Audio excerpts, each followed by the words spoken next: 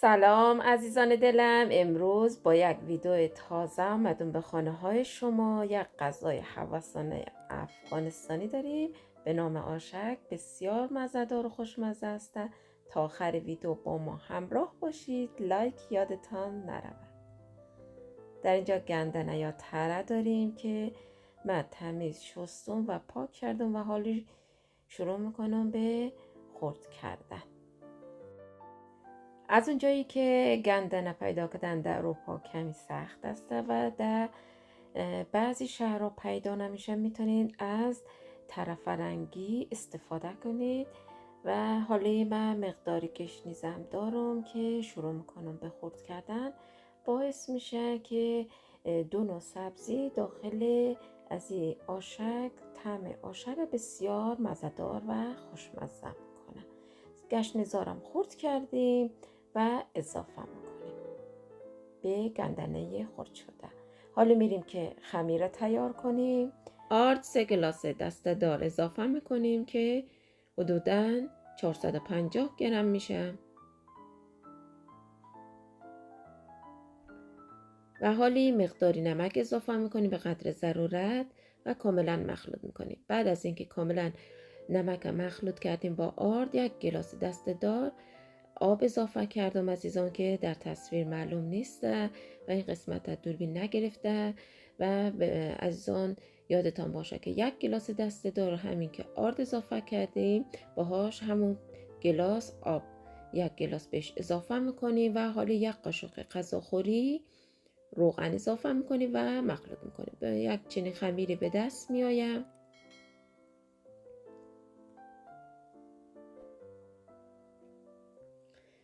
و حالا که میبینید در تصویر مقدار کمی آرد در کناره ظرف باقی مانده، یک کم اندازه 1 قاشق غذاخوری آب اضافه میکنیم و این کاملا با قاشق مخلوط میکنیم تا یک خمیر به دست بیاید و این خمیر را دوباره با دست به بقیه خمیر اضافه میکنیم و با دست یک وزن میدیم تا خمیر ما کاملا یک دست شود. بعد از اینکه خمیر کاملا یک دست شد، از داخل ظرف در میاریم و حدوداً 1-2 دقیقه روی میز با دست میمالیم تا خمیر منسجم شود و یک دست شود. بعد از او دوباره برمیگردانیم داخل ظرف و رویش با یک دانه سیلیفون میپوشونیم تا نیم ساعت استراحت کنه. حالا داخل یک دانه دیگ مقداری روغن ریختیم و پیازای خرد شده را اضافه میکنیم. میمانیم پیازا تا سرخ شود. از اون میخوایم قرمه دال تیار کنیم که برای از این آشک لازم هست. حالا رب با 1 قاشق غذاخوری رب هست با مقداری آب مخلوط میکنیم تا کاملا آبکی شود و به پیاز سرخ شده اضافه میکنیم و میمانیم که رب ما سرخ شود. در حین سرخ شدن حالی ما زردچوبه اضافه میکنیم به قدر ضرورت.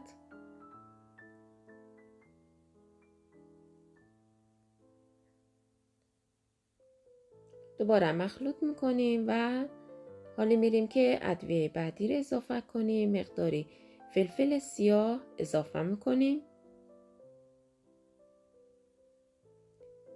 همینطور که میبینید رب در حال سرخ شدن هسته و بعد از اینکه رب کاملا سرخ شده و بوی خامیش گرفته شد، لپه‌ای که قبلا شستیم و با آب جوش به مدت 20 دقیقه جوشوندیم، حال آبش رو دور انداختیم و این لپه را بهش اضافه میکنیم. این لپه کاملا نیم پخت هست، بهش اضافه میکنیم.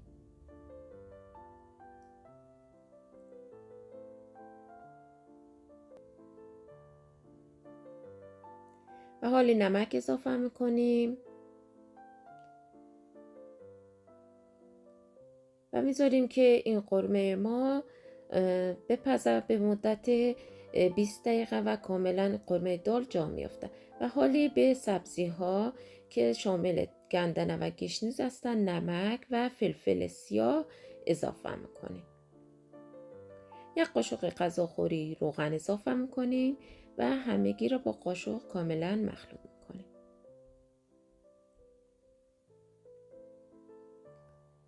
این سبزی ما دیگه تیار شده، میذاریم کنار. حالا میریم که خمیر را باز کنیم.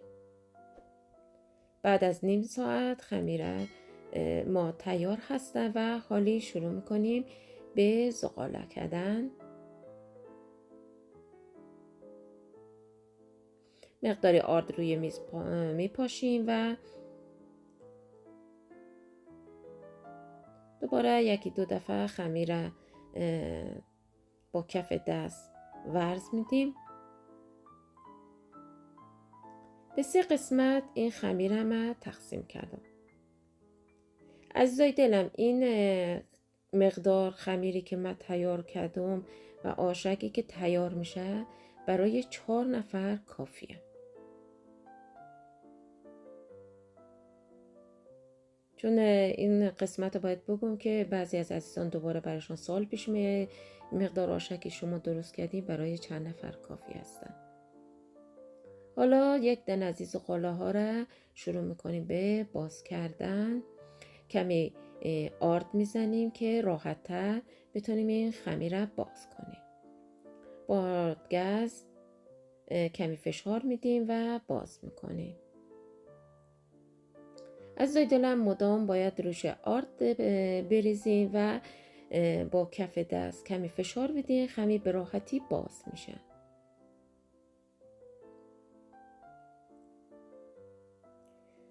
اگه یکی دو دفعه انجام بدین کمی مهارت پیدا میکنیم و میتونیم بهتر و راحت تر خمیر را باز کنیم. به همین نازکی خمیر را باز میکنیم و حالی میریم که خمیر را قالب بزنیم. عزیزای دلم، من از این قالبای گرد دارم برای آشک. در صورتی که نداشته باشین میتونید داخل خانه به همین اندازه که قالبکایی که داری یا با گلاس هم میتونین فرم بدین و به صورت دایره برش بدین. یادش بخیر زمانهای قدیم بازو گلاسای نیکلی میگرفتیم، شروع کردیم به برش دادن آشک. دوستای گلم، ما شما هم در قدیما آشک درست میکردین خاطره ای دارین؟ میتونید در کامنت ها بنویسین و با دیگران به اشتراک بذارین. اینجا خمیرای آشک که اضافه بود ازش جدا کردیم و این دایرهایی که وسط مانده را با قاشق چایخوری 2 قاشق سبزی داخلش میریزیم و بعداً شروع میکنیم به فرم دادن این آشک ها. به همین راحتی درست کردین عزیزای دلم. نگاه کنین خیلی کار سختی نیست درست کردن آشک و یک کمی حوصله و صبر میخواست. برای اینکه این آشک ها به راحتی به همدیگه خمیرایشی بچسبه، کمی اطراف خمیر یه طرفش تر کنیم به راحتی آشک ها خمیرش به همدیگه میچسبه و از همدیگه جدا نمیشه موقع پخت داخل آب جوش. خمیر در دست میگیریم و دو طرفش با کمی فشار بین 2 انگشت به همدیگه میچسبه و داخل یک دانه سینی میچینیم. همینطور تیار کردم.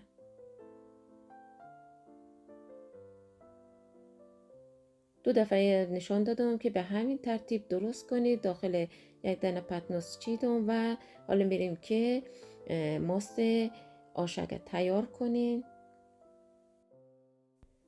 ماست داخل یک دانه کاسه انداختم و حالی چند حبه سیر داریم که در اینجا رنده میکنم. عزیزان، ماستی که استفاده میکنیم بستگی به سلیقه خودتان داره. بستگی داره که ماست معمولی استفاده کنید یا ماست کمی ترشتر یا که کم چرب باشه یا پرچرب باشه. بستگی به سلیقه خودتان داره. و حالی مقداری نمک اضافه میکنیم و این مواد با هم دیگه مخلوط میکنیم. ماست ما تیار شد و میذاریم کنار. حالا میریم که داخل یک دانه دیگ آب بجوشونیم برای پخت آشک. که در اینجا آب ما جوشیده، مقداری نمک اضافه میکنیم و حالی آشک ها را موقعی که آب همینطور که در تصویر میبینید در حال جوشش هست و به طرف بالا میایه، آشک ها را بهش اضافه میکنیم.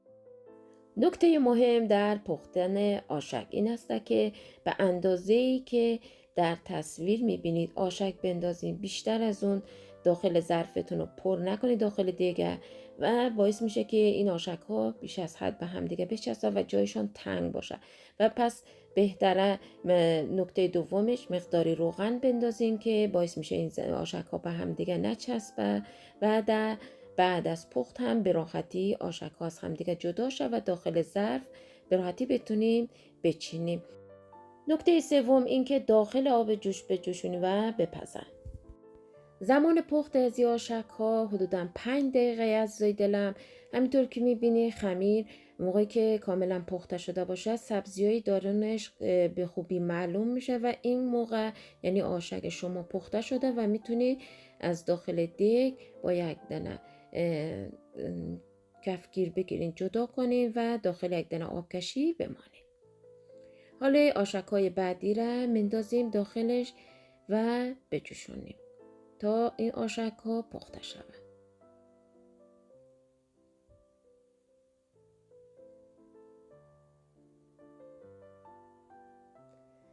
حالا میریم که آشک ها رو بکشیم داخل یک دانه ظرفی مورد نظر. مقداری از این ماستی که تیار کرده بودیم روی بشقاب میمالیم و حالا آشک هایی که پخته شده را با قاشق میگیریم داخل ظرف میچینیم. حالا در قسمت وسط من مقداری ماستی که تیار کرده بودیم میریزم و مقداری نعنای خشک روی از این آشک ها میپاشم و حالا از قرمه دال یا قرمه لپه‌ای که تیار کردیم روی آشک میریزیم. مقداری از این قرمه و این ماست داخل ظرف‌های دیگه هم جدا میکشیم و برای اینکه عزیزان موقع خوردن اگه دوست داشتن میتونن دوباره از این قرمه یا چیز در کنارش بذارن و نوش جان کنن و حال مقداری فلفل قرمز روش میپاشیم در صورتی که کسایی که دوست دارن تند بخورن. آشک ما تیار شده، جای شما عزیزان خالی و حالا نوش جان میکنیم. از اینجا من مقداری گشنیز خرد شده روی از این آشک ها ریختم، جای شما عزیزان خالی. بسیار مزه‌دار و خوشمزه هستن. امیدوارم شما عزیزانم داخل خانه درست کنید، تیار کنید، امتحان کنید. اگر این ویدیوی من را دوست داشتید ویدیو را لایک کنید و چینل خواهرتان را سابسکرایب کنید.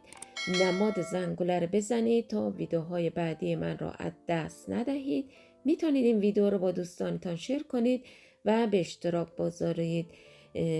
اگر نظرات و پیشنهادی دارید داخل کامنت برای من عزیزان بنویسید. بسیار خوشحال میشم و خوشحالم که شما عزیزان همیشه در کنار خود دارم و از کانال خودتون حمایت میکنید. تشکر از شما عزیزان که تا آخر ویدیو با ما همراه بودید. لایک یادتان نرود.